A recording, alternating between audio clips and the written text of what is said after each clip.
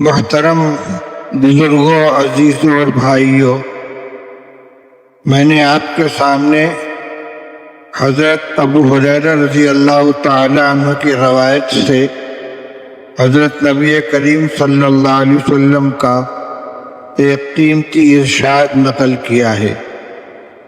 ابو ہریرہ رضی اللہ تعالی عنہ ارشاد فرماتے ہیں کہ رسول اللہ صلی اللہ علیہ وسلم نے فرمایا کہ کون ہے جو مجھ سے ان باتوں کو حاصل کرے اور پھر ان پر عمل کرے یا ان لوگوں کو بتلائے جو اس پر عمل کریں۔ عرض کیا کہ میں اس کام کے لیے حاضر ہوں یا رسول اللہ، تو آپ نے اپنے دست مبارک میں میرا ہاتھ پکڑا اور 5 باتیں ارشاد فرمائیں۔ نمبر 1 فرمایا اتق المحارم تکن اعبد الناس، تمام حرام چیزوں سے پرہیز کرو، بچو، تم سب سے بڑی عبادت گزار بن جاؤ گے۔ نمبر 2 وَرْضَ بِمَا قَسَمَ اللَّهُ لَكَ تَكُنْ أَغْنَى النَّاسِ، اللہ تعالیٰ نے تمہارے مقدر میں جو روزی لکھ دی ہے اس پر دل سے راضی ہو جاؤ، تم سب سے بڑے غنی بن جاؤ گے۔ نمبر 3 فرمایا احسن الی جارک تکن مؤمنا، اپنے پڑوسی کے ساتھ حسن سلوک کرو، اچھا برتاؤ کرو، تم مومن قرار پاؤ گے۔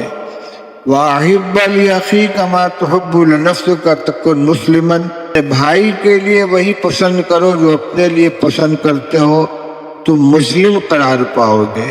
اور آخری بات کیا فرمائی وَلَا تُكْثِرِ الضِّحْكَ، بہت زیادہ ہنسا نہ کرو کیونکہ زیادہ ہنسنا دل کو مردہ کر دیتا ہے۔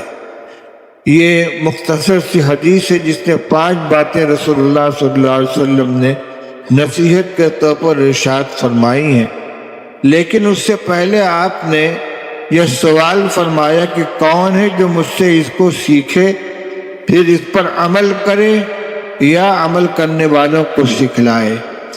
اس سے معلوم ہوا کہ دین کی بات معلوم کرنے کا اصل تقاضا یہ ہے سن کر ہو، پڑھ کر ہو، سیکھ کر ہو کہ اس پر عمل کیا جائے۔ یہ پہلی ذمہ داری ہے۔ اس لیے اپنی بات ارشاد فرمانے سے پہلے آپ نے فرمایا کون ہے جو مجھ سے ان باتوں کو سیکھے اس پر عمل کرے۔ دوسرا نمبر یہ ہے کہ کم سے کم یہ درجہ ہے کہ عمل کرنے والوں کے سامنے بیان کر دے، ان کو بتلا دے۔ اعلیٰ درجہ یہ کہ خود بھی عمل کرے اور دوسروں کو بھی بتلائے، لیکن اگر خود عمل کرنے کی صلاحیت نہیں ہے، طاقت نہیں ہے، حالات نہیں ہے، استطاعت نہیں ہے، تو ایسے لوگوں تک اس کو پہنچا دے کہ جو اس پر عمل کر سکیں۔ جب رسول اللہ صلی اللہ علیہ وسلم نے اس کا وعدہ لے لیا اور حضرت ابو ہریرہ رضی اللہ تعالیٰ نے اپنے کو پیش کیا کہ یا رسول اللہ میں اس خدمت کے لیے تیار ہوں، اور حضرت ابو ہریرہ رضی اللہ تعالیٰ عنہ صحابہ کرام کے درمیان حاصل کرنے، اس کو سیکھنے اور یاد کرنے میں نمایاں مقام رکھتے ہیں۔ خود رسول اللہ صلی اللہ علیہ وسلم نے اس کا اعتراف فرمایا ہے لما رأیت من حرصک علی الحدیث، ہمارا حدیث کا شوق مجھے معلوم ہے۔ چنانچہ جب انہوں نے اپنے کو پیش کیا تو آپ نے 5 نصیحتیں فرمائی۔ پہلی نصیحت یہ فرمائی اتق المحارم تکن اعبد الناس، تمام حرام چیزوں سے بچو۔ محارم میں تمام حرام چیزیں آ جاتی ہیں، چاہے اس کا تعلق کھانے سے ہو، کمانے سے ہو، بولنے سے ہو، دیکھنے سے ہو، لباس پہننے سے ہو، عمل کرنے سے ہو۔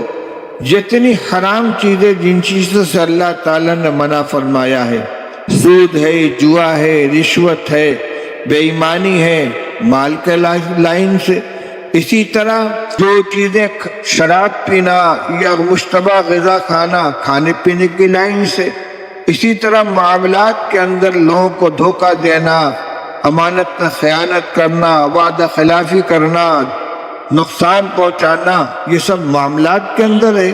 غرض جتنی ممنوعات ہیں ان سب سے آدمی بچے تکن عابد الناس، اس لیے کہ عابد بننے کا مطلب کیا ہے؟ اللہ کا بندہ بن کر زندگی گزارنا، جس میں دو چیزیں آ جاتی ہیں، جن کاموں کے کرنے کا حکم دیا گیا ہے ان کو بجا لانا، اور جن چیزوں سے منع کیا گیا ان سے بچنا۔ اس میں بچنا زیادہ مشکل ہے کر لینے کے مقابلے میں۔ 2 رکعت نفل پڑھ لینا آسان ہے، 2 نفلی روزہ رکھ لینا آسان ہے، لیکن بد نظری سے بچنا، غیبت سے بچنا، جھوٹ بولنے سے بچنا اس کے مقابلے میں دشوار ہے۔ اسی لیے ہم دیکھتے ہیں آدمی بڑا متقی، بہت پرہیزگار، بڑا نیک اور صالح ہے، لیکن اس کی مجلس غیبت سے پاک نہیں ہے، وہاں بیٹھ کر دوستوں کا تذکرہ ہوتا ہے۔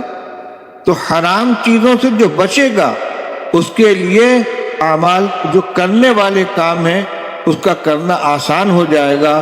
اس لیے فرمایا کہ حرام چیزوں سے بچو، حرام کام سے بچو، حرام کمانے سے بچو، حرام کھانے سے بچو، حرام پہننے سے بچو۔ ریشمی کپڑا پہننا مردوں کے لیے حرام ہے۔ مجھے معلوم ہے کہ یہاں بہت سے شوقین نوجوان ریشمی کرتا پہنتے ہیں، مرد کے لیے اس کا پہننا منع ہے۔ جو چیز حرام ہے اس سے ہم کو اپنے آپ کو بچنا ہے۔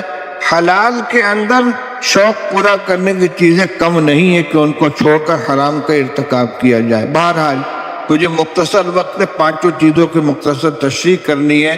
خلاصہ یہ ہے کہ تمام حرام چیزوں سے بچو تو عبادت کرنا تمہارے لیے آسان ہو جائے گا، سب سے بڑے عبادت گزار بن جاؤ گے۔ نمبر 2 فرمایا کہ ورض بما قسم اللہ لک تکن اغنی الناس، اللہ نے تمہارے مقدر میں جو روزی لکھ دی ہے اس پر دل سے راضی ہو جاؤ، جس کو قناعت کہتے ہیں۔ قناعت بہت بڑی دولت ہے، اس کو اللہ کے رسول صلی اللہ علیہ وسلم فرماتے کہ ایمان کے بعد جس کو قناعت کی دولت ملی اس کو بہت بڑی دولت مل گئی۔ غنائے قلبی، دل کے بے نیازی، اصل بے نیازی اللہ کے رسول صلی اللہ علیہ وسلم کی ارشاد ہے لیس الغنى عن کثرة العرض ولكن الغنى غنى القلب۔ غنا مال اور ساز و سامان کی زیادتی کا نام نہیں ہے، جس کے پاس بڑی دولت ہے وہ غنی ہے، بلکہ غنا نام ہے دل کے بے نیازی کا۔ دل مستغنی ہے، مطمئن ہے کہ میرے پاس جو ہے میرے لیے کافی ہے، بس وہ بہت بڑا غنی ہے۔ ایک حدیث میں رسول اللہ صلی اللہ علیہ وسلم نے ارشاد فرمایا کہ افلح من اسلم ورزق کفافا وقنعه اللہ بما آتاه، کامیاب ہے کہ جو مسلمان ہے اور جو جس کو اللہ تعالیٰ نے بقدر ضرورت روزی عطا فرما دی ہے اور پھر اس کو قناعت عطا فرما دی، جتنا ملا اس میں دل سے راضی ہے۔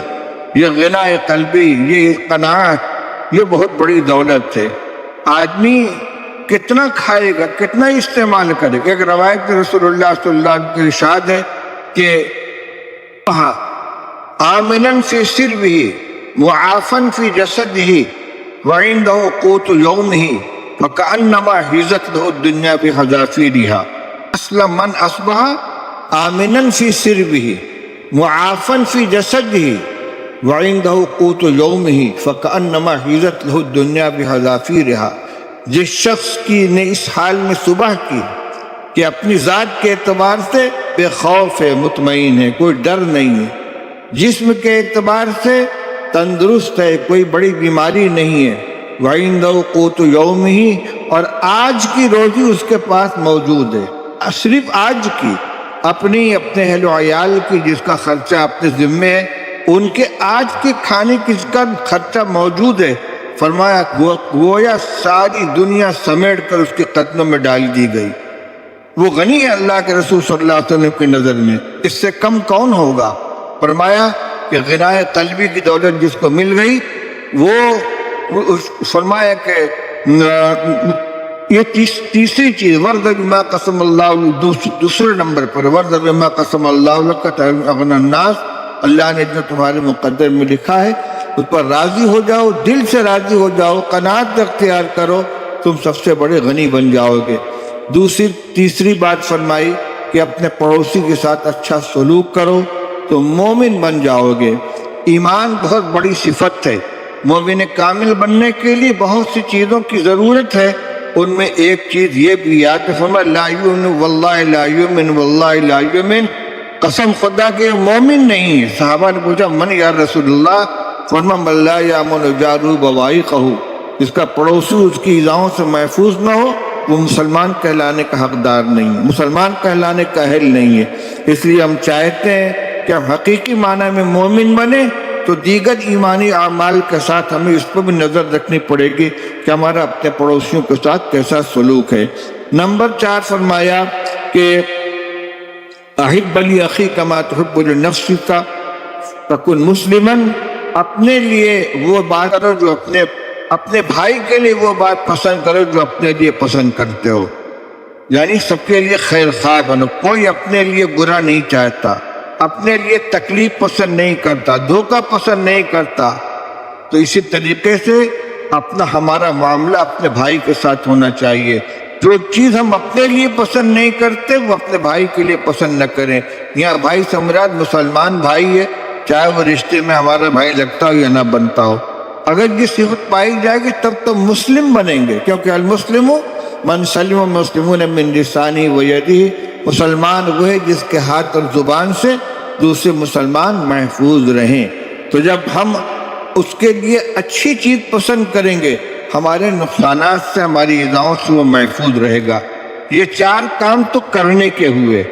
Number 1 क्या फरमाया था, इत्तक़िल महारिम तकुन अग़नन नास तकुन अअबदन नास, तमाम हराम चीज़ों से बचो, सबसे बड़े इबादत गुजार हो जाओगे। नंबर 2 वर्ज़ बिमा क़सम अल्लाहु लक तकुन अग़नन नास, अल्लाह ने तुम्हारे मुक़द्दर में जो लिख दिया उस पर राज़ी हो जाओ, तुम सबसे बड़े गनी बन जाओगे। नंबर 3 अपने पड़ोसी के साथ अच्छा सलूक करो, तुम मोमिन करार पाओगे। नंबर 4 अपने भाई के लिए वो चीज़ पसंद करो जो अपने लिए पसंद करते हो। ये 4 काम करने के हैं।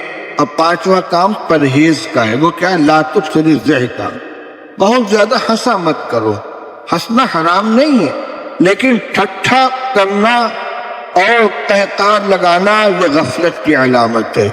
इसलिए कोई बात खुशी की पेश आ गई, हंसी आ गई, ठीक है, लेकिन जिसे कायम करना, चुटकुले छोड़ना और मज़ाहिया मजलिसें मुनक़िद करना, ये मुसलमानों का काम नहीं है। रसूलुल्लाह सल्लल्लाहु अलैहि वसल्लम ने उसको पसंद नहीं फरमाया है। इसलिए क्यों फरमाया, ज़्यादा हंसा मत करो, क्योंकि ज़्यादा हंसना दिल को मुर्दा कर देता है। दिल की सैराबी आंसुओं से, अगर हम आंसू नहीं बहा सकते और अपने आंसुओं से अपने दिल को सैराब नहीं कर सकते तो कम से कम कहे कि आंधी से उसको वीरान तो न करें। फरमाया ज़्यादा हंसा न करो। रसूलुल्लाह सल्लल्लाहु अलैहि वसल्लम से पूरी जिंदगी में कहा लगाकर हंसना साबित नहीं है। कहा लगाकर हंसना जिसमें गले का अंदर का कौवा नजर आ जाता है, साबित नहीं है। आप कोई बात पेश आ जाती थी, मुस्कुराते थे। सहाबा के साथ बैठकर आप उनके साथ दिलचस्पी की बातें भी कर लेते थे, कभी कोई मिजाज भी फरमा लेते थे, लेकिन मुस्तकिल मशगला नहीं था। कोई खास बात पेश आई, मुस्कुरा दिए। अब बहुत ज्यादा हंसे तो हमारी रवायत में क्या लफ्ज़ है, यतवस्समु यज़हकु, हंसी आपकी ज़हक तक पहुंच गई। हंसी का मतलब क्या होता है कि हल्की सी आवाज निकल आई। तबस्सुम का ताल्लुक सिर्फ होठों से होता है, चेहरे पे असर नजर आ जाता है, देखने वाला पहचान लेगा कि मुस्कुरा रहे हैं। और हंसी में हल्की सी आवाज निकल आती है, लेकिन कहकार में आह की आवाज निकलती है। इसको पसंद नहीं किया गया है, क्योंकि ये गफलत की अलामत है। ये 5 नसीहतें रसूलुल्लाह सल्लल्लाहु अलैहि वसल्लम ने ये वादा लेकर बयान फरमाया है कि इस पर अमल करना चाहिए, और अगर अमल ना हो सके तो कम से कम दूसरों को बता दिया जाए जो इस पर अमल करें। अल्लाह ताला हम सबको अमल करने की तौफीक अता फरमाए। व आखिरु दावाना अल्हम्दुलिल्लाहि रब्बिल आलमीन। যে হাদিস হযরত পড়লেন এবং যে হাদিসের ব্যাখ্যা দিলেন, আবু হুরায়রা রাদিয়াল্লাহু তাআলা আনহু থেকে বর্ণিত হাদিস। নবী করিম সাল্লাল্লাহু আলাইহি সাল্লাম বলেছেন, মান ইয়াখুযু আন্নি হাউলাইল কালিমাত ফায়া'মালু বিহিন্না আও ইউআল্লিমুহুন্না, কে আছো আমার কাছ থেকে এই কথাগুলো যে কথা সামনে বলবেন নবী করিম সাল্লাল্লাহু আলাইহি সাল্লাম আমার কাছ থেকে গ্রহণ করবে, শিখবে, এরপর এই মোতাবেক আমল করবে, কমপক্ষে অন্যদেরকে শিখিয়ে দিবে, বয়ান করবে অন্যদের সামনে। তো হযরত এখান থেকে বললেন যে দ্বীনি বিষয়ের নিয়ম হলো এটা নিজের আগ্রহে শিখতে হয় এবং নিজে আমল করতে হয়, কমপক্ষে অন্যদেরকে তো শিখাবেই, আমলও করার চেষ্টা করবে, আমল করবে, অন্যদেরকে শিখাবে। তাহলে এটা হলো সবচেয়ে বেশি উপকারী। এলেম এবং আমল একসাথে যখন জমা হয়, আর অন্যদেরকে শিখিয়ে দিলে তখন তারা আমল করতে থাকবে, এটার সবও তিনি পাবেন। কিন্তু এটা কখনো উচিত না যে অন্যদেরকে শিখিয়ে আমি সব পাচ্ছি আর নিজে গাফেল হয়ে থাকলাম, এটা অনুচিত। লা ইলাহা ইল্লাল্লাহ, লা ইলাহা ইল্লাল্লাহ। আবু হুরায়রা রাদিয়াল্লাহু তাআলা আনহু নবী করিম সাল্লাল্লাহু আলাইহি সাল্লামের হাদিস শিক্ষার ক্ষেত্রে, গ্রহণ করার ক্ষেত্রে, হেফজ করার ক্ষেত্রে খুব আগ্রহ ছিল তার। অন্য অন্য সাহাবীদের অনেক নেক আমল আছে, আবু হুরায়রা রাদিয়াল্লাহু তাআলা আনহুর অনেক নেক আমল আছে, কিন্তু ওনার নেক আমলগুলোর মধ্যে বেশি হলো নবী করিম সাল্লাল্লাহু আলাইহি সাল্লামের হাদিস গ্রহণ করে ওটাকে সংরক্ষণ করা এবং পরবর্তী প্রজন্মের কাছে এটা পৌঁছিয়ে দাও। খুব গ্রহণ করেছেন হাদিস এবং যা গ্রহণ করেছেন বয়ান করেছেন পরবর্তী প্রজন্মের সামনে।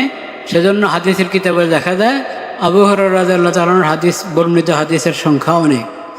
তো এই হাদিসের মধ্যে 5টা কথা নবী করিম সাল্লাল্লাহু আলাইহি সাল্লাম গনে গনে বলেছেন, 5টা কথা। এই 5টা কথা আমার কাছ থেকে গ্রহণ করো, সামনে এটা পৌঁছাতে থাকো মানুষের কাছে, শিখাও এবং আমল করো। প্রথম কথা, ইত্তাকিল মাহারিমা তাকুন আ'বাদান নাস। ইত্তাকিল মাহারিমা তাকুন আ'বাদান নাস। যত হারাম, হারাম কথা, হারাম কাজ, যত হারাম ওগুলো থেকে বেঁচে থাকো, এটাকে তো বলে তাকওয়া। তাকওয়া হলো আল্লাহর ফরজ আদায় করা, হারাম থেকে বেঁচে থাকো। তো হযরত বলেছেন এখানে ব্যাপক অর্থে হারাম, চাই লেনদেনের ক্ষেত্রে হারাম, সেটাও হারাম, মুআশারার ক্ষেত্রে হারাম, সেটাও হারাম, পরস্পর দিয়ে একজন আরেকজনের সাথে উঠা বসা, সম্পর্ক, চালচলন, ওই ক্ষেত্রে যেটা হারাম কাজ সেটাও হারাম, লেনদেনেরটাও হারাম। আল্লাহ যেখানে যা নিষেধ করেছেন, এক কথায় যত কিছু থেকে আল্লাহ নিষেধ করেছেন ওই সব কিছু কি হারাম। সেই হারাম থেকে কি করতে হবে? বাঁচতে হবে। সুদ হারাম, ঘুষ হারাম, অন্যকে কষ্ট দেওয়া হারাম, জুলুম হারাম, মিথ্যা বলা হারাম, প্রতারণা করা হারাম, যত হারাম ওই সব হারাম থেকে বাঁচতে হবে। মদ, জুয়া সব কি হারাম, সমস্ত হারাম থেকে বাঁচো। হারাম থেকে বাঁচলে তখন আবেদান নাস, তুমি তখন সবচেয়ে বড় আবেদ হয়ে যাবে। মানুষ তো ধারণা করে যে অনেক নফল পড়লাম, অনেক নফল রোজা রাখলাম, সদকা খায়রাত করলাম, তাইলেই ইবাদত, আবেদ জাহেদ বন্ধা হয়ে গেল, ইবাদত গুজার হয়ে গেল। এই হাদিস থেকে যে শিক্ষা হযরত আমাদের দৃষ্টি আকর্ষণ করেছেন যে করণীয়টা করা, এটা যেমন ইবাদত, বর্জনীয়টা বর্জন করা, হারাম থেকে বেঁচে থাকা, এটাও ইবাদত। একজন ব্যক্তি আবেদ শুধু করণীয়টা করার দ্বারাই আবেদ হবে না, যেটা বর্জনীয় এটা বর্জন করতে হবে, যেটা থেকে বেঁচে থাকতে হবে সেটা থেকে বেঁচে থাকলে তখন গিয়ে আবেদ হয়। আল্লাহর ইবাদত গুজার বান্দা, আল্লাহর বিধান মোতাবেক যে চলে, আল্লাহর হুকুম মোতাবেক চলে, সেই তো আবেদ। তো যতক্ষণ আমি শুধু করণীয়টা করলাম কিন্তু বর্জনীয়টা বর্জন করলাম না, তো ইবাদত পুরো হলো না, অসম্পূর্ণ থেকে গেল।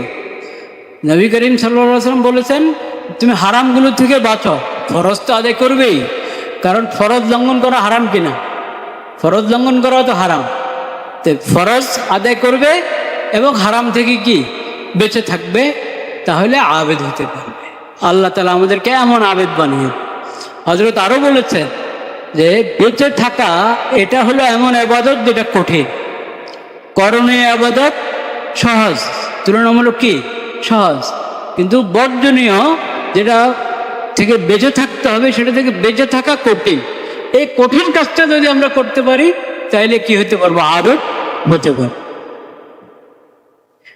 দ্বিতীয় নসিহত নবী করিম সাল্লাল্লাহু আলাইহি ওয়াসাল্লাম করেছেন, ওয়ারদা বিমা কাসামাল্লাহু লাক তাকুন আগনান নাস। আল্লাহ রাব্বুল আলামিন তোমার কিসমতে যা রেখেছেন, যা তুমি পেয়েছ, ওটার উপর সন্তুষ্ট থাকো, ওটার উপরে সন্তুষ্ট থাকো, তাহলে তুমি সবচেয়ে বড় ধনী হবে, সবচেয়ে বড় ধনী হবে। এই প্রসঙ্গে হযরত আরও কয়েকটা হাদিস শুনিয়েছেন। যেমন একটা হাদিস হলো, লাইসাল গিনা বিকাসরাতিল আরাস ইন্নামাল গিনা গিনাল কলব। অনেক সামান আছে, অনেক আসবাবপত্র আছে, তাইলে আমি ধনী, অনেক ধন দৌলত, অনেক টাকা করে আছে, তাইলে ধনী না। এরকম এটাকে যদি ধনী হওয়ার মানদণ্ড ধরা হয়, তাহলে জিন্দেগিতেও মানুষ নিজেকে ধনী মনে করবে না, ফকিরে মনে করবে। কারণ যতই তার হবে, যা মনে করবে আরও দরকার, আরও দরকার। নবী করিম সাল্লাল্লাহু আলাইহি ওয়াসাল্লাম আসল গোড়ার যে শিক্ষাটা, সেটা আমাদেরকে দিয়েছেন। এই কথা বলে যে ওয়ালাকিন্নাল গিনা গিনাল কলব, দিল, আমার দিলটা যদি ধনী, তাহলে আমি কি? দিলটা ধনী হলে আমি কি? অন্তরের মধ্যে যদি সন্তুষ্টি থাকে যে আল্লাহ যা দিয়েছেন আলহামদুলিল্লাহ, যেটাকে আরবি ভাষায় কানাআত বলা হয়, অল্প তুষ্টি, অল্প তুষ্টি, এটা যদি থাকে, কানাআতের সিফত যার মধ্যে আসে, তখন সে আসলেই ধনী। আর যদি কানাআতের সিফত না থাকে, খালি হিরসার লোভ, খালি লোভ, তাহলে এটা সে কখনো ধনী হতে পারবে না, সবসময় ফকির থাকবে, সবসময় ফকির থাকবে। তো এটা আরব নবী করিম সাল্লাল্লাহু আলাইহি ওয়াসাল্লামের দ্বিতীয় মৌলিক নসিহত, ওয়ারদা বিমা কাসামাল্লাহু লাক তাকুন আগনান নাস। তৃতীয় নসিহতটি হলো, ওয়া আহসিন ইলা জারিকা তাকুন মুমিনা। আহসিন ইলা জারিকা তাকুন মুমিনা। তুমি তোমার প্রতিবেশীর প্রতি সদ্ব্যবহার করো, সুন্দর আচরণ করো, তাহলে তুমি মুমিন হইতে পারো। যে মুমিন, মুসলিম, এটা তো আমাদের নাম। ইসলামের কারণে আমাদের নাম হলো মুসলিম। মুমিন, ইমানের কারণে আমাদের নাম হলো কি? মুমিন। তো দাবিও তো আছে, ইমানের দাবি আছে, ইসলামের কি দাবি আছে। ইমানের গুরুত্বপূর্ণ একটা দাবির প্রতি এই হাদিসের মধ্যে ইঙ্গিত করা বলা হয়েছে, আহসিন ইলা জারিক তাকুন মুমিনা। তুমি তোমার প্রতিবেশীর প্রতি সদ্ব্যবহার করো, তার খোঁজখবর রাখো, তাহলে তুমি কি হবে? মুমিন হতে পারবে। ইমানের হক আদায় হলো তখন। এটা ইমানের বড় একটা হক, প্রতিবেশীর খেয়াল রাখা, তার হক আদায় করা। এই প্রসঙ্গে হযরত আমাদেরকে আরেকটি হাদিস শুনিয়েছেন। নবী করিম সাল্লাল্লাহু আলাইহি ওয়াসাল্লাম বলেছেন, লা ইউমিনু ওয়াল্লাহি লা ইউমিনু, তিনবার করে বলেছেন, আল্লাহর কসম, ওই ব্যক্তি মুমিন হতে পারে না, ওই ব্যক্তি মুমিন হতে পারে না, ওই ব্যক্তি মুমিন হতে পারে না। সাহাবায়ে কেরাম জিজ্ঞেস করেছেন, কে ইয়া রাসূলুল্লাহ, কে, কার কথা বলছেন যে সে মুমিন হতে পারবে না? বলেছেন, মাল্লা মাল্লা বাবা মাল্লা ইয়ামানুহু বাওয়াইকা, যার প্রতিবেশী জুলুম থেকে, তার জুলুম থেকে নিরাপদে নেই, তার অসৎ আচরণ থেকে, তার জুলুম থেকে নিরাপদে না, যার প্রতিবেশী, সে মুমিন না। মুমিন নামের মুমিন, কালিমা পড়েছে, ইমান আনেছে, সেই হিসেবে মুমিন, কিন্তু মুমিন যে উপাধি, লকব, এটার সে যোগ্য না। কারণ ইমান শব্দের, এই নামটার একটা দাবি আছে। ইমানের মধ্যে কথাই তো হলো নিরাপদে থাকা, নিরাপত্তায় থাকা। তো তার প্রতিবেশী তার থেকে নিরাপদ না, আতঙ্কে থাকে, কোন সময় কি বলে বসে, কোন সময় কি করে বসে, কোন সময় আমার জানমালের উপরে কি হামলা করে। তার প্রতিবেশী যদি তার ব্যাপারে সন্ত্রস্ত থাকে, আতঙ্কে থাকে, তাহলে সে কি হতে পারে না? মুমিন হতে পারে না। এটা এজন্য মুমিন হতে হলে, মানে যদি আমি ইমানের হক, ইমানের তাকাদার উপর যদি আমার আমল হয়, হক, এটা আমি চাই, তাহলে আমার প্রতিবেশীর প্রতি সুন্দর আচরণ করা, ভালো আচরণ করা, এটা জরুরি। তৃতীয় নসিহত নবী, চতুর্থ নসিহত নবী করিম সাল্লাল্লাহু আলাইহি সাল্লাম করেছেন, ওয়া আহিব্বা লিন-নাস মা তুহিব্বু লিনাফসিক তাকুন মুসলিমা। তুমি মানুষের জন্য ওইটাই যেটা নিজের জন্য ভালো, নিজের জন্য যেটা ভালোবাসো অন্যের জন্য সেটাই কি ভালোবাসো। তুমি বিচার করো অন্যদের সঙ্গে তোমার আচরণটা, তোমার মনোভাব, তোমার আচরণকে বিচার করবা নিজেকে দিয়ে, যে আমি কেমন, এই জায়গায় যদি আমি হতাম তাহলে আমার সঙ্গে কেমন আচরণ আমি আশা করতাম অন্যদের থেকে, কিন্তু আমি কি করছি আরেকজনের সাথে। যেটা নিজের জন্য ভালোবাসবে সেটা অন্যের জন্য কি করো, ভালোবাসো, তখন মুসলিমান। তাইলে তুমি মুসলিম হবে। ইসলামের দাবি সাজে তোমার মুখে, তোমার মুসলিম হওয়া সাজে। তুমি যে মুসলিম, ইসলামের কালিমা পড়েছ, তুমি মুসলিম, তো ইসলামেরও তো কিছু দাবি আছে। ইসলামের বড় একটা দাবি অন্যের জন্য ওটাই ভালোবাসবে যেটা নিজের জন্য ভালোবাসবে। যেটা তুমি নিজের জন্য ভালোবাসো না, পছন্দ করো না, অন্যের জন্য সেটা কিভাবে পছন্দ করছো। এই প্রসঙ্গে হযরত আমাদেরকে প্রসিদ্ধ হাদিস নবী করিম সাল্লাল্লাহু আলাইহি ওয়াসাল্লাম শুনিয়েছেন, আল মুসলিমু মান সালিম আল মুসলিমুনা মিন লিসানিহি ওয়া ইয়াদিহি। মুসলিম তো ও ব্যক্তি যার হাত থেকে, যার জবান থেকে মানুষ কি নিরাপদে থাকে, তার সে হাত দ্বারায়, মুখ দ্বারায় অন্য কাউকে কষ্ট দেয় না, কোনো কষ্ট দেয় না। এ হলো মুসলিম। তাহলে আমার মুসলিম হওয়ার দাবি হলো আমি অন্য সবার জন্য ওটাই ভালোবাসবো যেটা আমি অন্যের জন্য, নিজের জন্য কি করি, ভালোবাসি। এটা এই মানসিকতা যার আছে, যে এভাবে চিন্তা করে, সে কখনো অন্যের উপরে জুলুম করবে না, অন্য তার দ্বারা কি কষ্ট পাবে না, তার হাত দ্বারা, তার জবান দ্বারা, মানে তার দ্বারা, এক কথায় তার দ্বারায় কোনো কষ্ট পাবে না। যেহেতু অন্যরা কষ্ট পায় জবান দ্বারায়, কথা দিয়ে কাউকে কষ্ট দেয় বা হাত দিয়ে কষ্ট দেয়, এই জন্য নবী করিম সাল্লাল্লাহু আলাইহি ওয়াসাল্লাম বিশেষভাবে এই দুই অঙ্গের কথা বলেছেন। ওয়ালা তুকসিরি যিহকা ফাইন্না কাসরাতা যিহকি তুলকাল। পঞ্চম উপদেশ, যে বেশি হাসবে। হাসাটাকেই মাসগালা বানানো, হাসাকেই মনে হয় যেন নিজের কাজ, এটাই আমার কাজ। মজলিস জমাচ্ছি কিসের জন্য? মজলিসের কোনো দিন দুনিয়ার কোনো কাজ উদ্দেশ্য না। উদ্দেশ্য কি? কতক্ষণ গল্প গুজব করে, হাসি খুশি করি। তো শুধু হাসার জন্য মজলিস কায়েম করা, এটা অন্যায়, এটা অন্যায়। একবারই হাসতে নিষেধ করেন নাই নবী করিম সাল্লাল্লাহু আলাইহি ওয়াসাল্লাম, বলেছেন লা তুকসিরি যাক, বেশি হাসবে, বেশি হাসবে না। কারণ বেশি হাসলে অন্তর মরে যায়, দিল মরে যায়, দিল শক্ত হয়ে যায়। দিল, অন্তর মরে যাওয়া মানে দিল কি হয়ে যাওয়া, দিল যদি শক্ত হয় তো তিলাওয়াত ভালো লাগে না, জিকির ভালো লাগে না, নেক আমল ভালো লাগে না, অনেক ক্ষতি দিল মরে গেলে, দিল শক্ত হয়ে গেলে। তো দিল মরে যাবে যদি তুমি বেশি হাসো। এজন্য হাসবে কম। নবী করিম সাল্লাল্লাহু আলাইহি ওয়াসাল্লাম হাসতেন, বেশিরভাগ হাসতেন। হযরত বলেছেন যে নবী করিম সাল্লাল্লাহু আলাইহি ওয়াসাল্লাম বেশিরভাগ হাসা ছিল তাবাসসুম। তাবাসসুম মানে চেহারাটা প্রফুল্ল থাকবে, আর ঠোঁটের মধ্যে একটু হাসির ভাব দেখা দিবে, এটাকে বলে কি তাবাসসুম। এটা হতো যে কোনো ভালো কিছু দেখলে, ভালো কিছু শুনলে নবী করিম সাল্লাল্লাহু আলাইহি ওয়াসাল্লাম এরকম তাবাসসুম করতেন। আরেকটা স্তর হলো হাসার যিহক, মানে একটু হালকা আওয়াজ, হাসির মধ্যে একটু কি দু একটা দাঁত প্রকাশ পেল, একটু হালকা আওয়াজ হলো হাসির মধ্যে। এই হাসিও কখনো কখনো রাসূল করিম সাল্লাল্লাহু আলাইহি ওয়াসাল্লাম প্রসঙ্গত এরকম হাসিও প্রমাণিত আছে রাসূলুল্লাহ সাল্লাল্লাহু আলাইহি ওয়াসাল্লাম থেকে।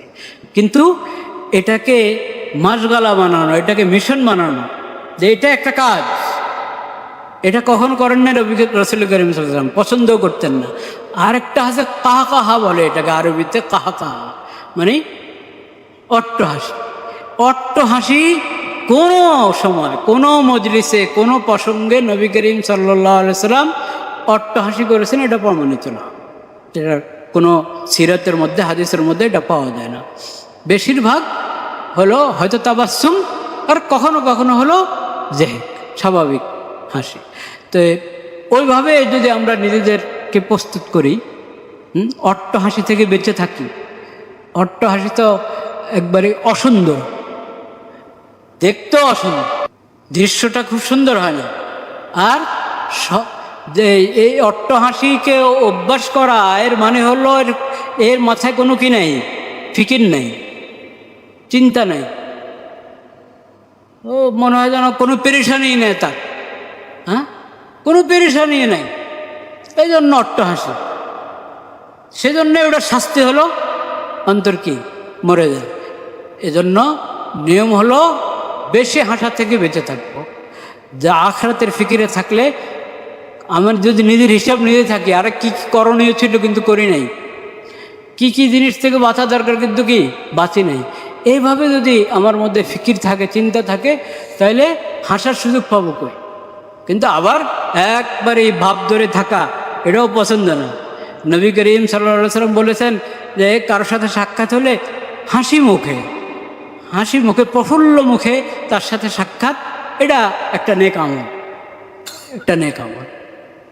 বাকি দিলের মধ্যে একটা নিজের হিসাব কিতাব নেওয়া, ফিকির থাকা, আখরাতের ফিকির, কবরের ফিকির থাকা বাঞ্ছনীয়। আর সেই ফিকির থাকলে অট্টহাসি হবে না এবং হাসিকে নিজের মিশন বানাবে না। আল্লাহ তাআলা সেই তৌফিক আমাদেরকে দান করেন। হযরত আরও অনেক কথা বলেছেন, হাসির প্রসঙ্গে হযরত বলেছেন অনেক অনেক গভীর কথা, অনেক গভীর কথা। হযরত বলেছেন দিল কি সায়রাবি आंसू से है, দিল কি সায়রাবি आंसू से। আমি যদি চাই আমার অন্তরটা কি হোক, এই এটা বলো বাংলা শব্দ সায়রাবি, লা ইলাহা ইল্লাল্লাহ। হ্যাঁ, আমার আমার আমার মানে দেখেন আপনি ক্ষেতের মধ্যে শুকনা জমিন, ওটা বৃষ্টি পড়লে কি হয়ে যায়, ওরকম এই যে দিলটা, দিল তো শক্ত, ওটার মধ্যে নেক আমলের আশা থাকে না, জিকিরের ফিকির থাকে না। তো এমন দিলের মধ্যে যখন পানি পড়বে, তখন ওটার মধ্যে নেক কাজের কি আসবে, খুশি আসবে, আল্লাহর ভয় আসবে অন্তরের মধ্যে, কবরের চিন্তা শুরু হবে। তো সেই পানিটা কি, কোন পানি দিয়ে আপনি দিলের জমিনকে ভিজাবেন, কোন পানি দিয়ে দিলের জমিনকে ভিজাবেন? চোখের পানি দিয়ে, কান্নার পানি দিয়ে দিলের জমিনকে ভিজান, কান্নার পানি দিয়ে দিলের জমিনকে ভিজান। তো যে কান্নার পানি দিয়ে যদি দিলের জমিনকে ভিজানোর অভ্যাস আমি করি, তো আমি অট্টহাসির সুযোগ পাবো? কখনো পাবো না। তাদের বলে দিল কি সারাবে আঁসু সে আয়, সেটা যদি না পড়লাম, ওরকম কান্না আসে না, তো কান্নার ভাব ধরবো এবং কমপক্ষে এই অট্টহাসি থেকে বেঁচে থাকবো। এই ধরনের মজলিস থেকে যেখানে দিন দুনিয়ার কোনো ফিকিরই নাই, কোনো চিন্তা নাই, খালি সময় কাটানো, খালি সময় কাটানোর মধ্যে মজলিস, খালি আড্ডা মারা, কিসের জন্য? বাস হাসি তামাশার জন্য, হাসি তামাশার জন্য আড্ডা মারবেন, তো দিল তো শক্ত হবেই, দিল তো মরবেই। এজন্য দিলকে আমি সজীব করতে হবে। দিলকে কি করতে হবে? অন্তরের জমিনকে সজীব করতে হবে। অন্তরের জমিনকে সজীব করতে হলে কান্নার পানি দরকার এবং এই ধরনের অহৈতুক অনর্থক কথা কাজ থেকে, মজলিস থেকে দূরে থাকা দরকার। আল্লাহ তাআলা সেই তৌফিক আমাদেরকে দান করেন। লা ইলাহা ইল্লাল্লাহ। হযরত হারাম থেকে বাঁচার প্রসঙ্গে অনেক দৃষ্টান্ত দিয়েছেন। একটা কথা বিশেষভাবে বলেছেন যে আমার জানা আছে এই দেশের মধ্যে এরকম যুবকরা আছে যারা আয়েশ করে রেশমি কাপড় পরে। তো পুরুষদের জন্য রেশমের কাপড় পরা কি হারাম, নাজায়েজ। তো আল্লাহ হালাল কত নেয়ামত দিয়ে রেখেছেন, ওটা দিয়ে তোমার মন ভরে না? কেন তুমি এই হারামের দিকে যাও? অনেকে গলাতে হাল লাগায় রাখে, দেখেন পুরুষদেরকে। আরে মহিলা আল্লাহ বানাইছে, পুরুষ মহিলা হইতে চায়। হযরত বলেছেন যে ভাই, যে অঙ্গনে যা হারাম, খাওয়া দাওয়ার মধ্যে যা হারাম, ওটা থেকেও বাঁচো। অফিসে আদালতে যা হারাম, ওটা থেকেও বাঁচো। দোকানে বাজারে যেটা হারাম, ওটা থেকেও কি করো? বাঁচো। পরস্পর চাল চলনের ক্ষেত্রে যা হারাম, ওটা থেকেও বাঁচো। অন্যের হক আদায় করা, নিজের ডিউটি আদায় করা, ওই ক্ষেত্রে যা ফরজ আদায় করো, ডিউটি নষ্ট করে, অন্যের হক নষ্ট করে হারামের যদি করো তা হারাম হয়। হারাম শুধু এক দুটো জিনিসের নাম না, যে শুয়োরের গোস্ত খাওয়া হারাম, মুরগার গোস্ত খাওয়া কি হারাম, এরকম এক দু জিনিস না। আল্লাহ যা হারাম করেছেন, যত কিছু থেকে আল্লাহ নিষেধ করেছেন, এক কথা হযরত বলেছেন মামনুআত, যা থেকে আল্লাহ নিষেধ করেছেন ওটাই হারাম, ওটা থেকে বেঁচে থাকো, তাহলে তুমি মুত্তাকি হবে। আল্লাহ তাআলা আমাদেরকে ভরপুর কবুল করেন। আল্লাহ তাআলা হজরতকে জাদায়ে খার দান করেন, সেহাত আফিয়ত সালামতের সাথে। আল্লাহ তাআলা হজরতের হায়াত খুব দারাজ করেন, হজরতের নেক ছায়া আমাদের উপর আল্লাহ তাআলা দীর্ঘায়িত করেন। ওয়া আখিরু দাওয়ানা আলহামদুলিল্লাহি রাব্বিল আলামিন।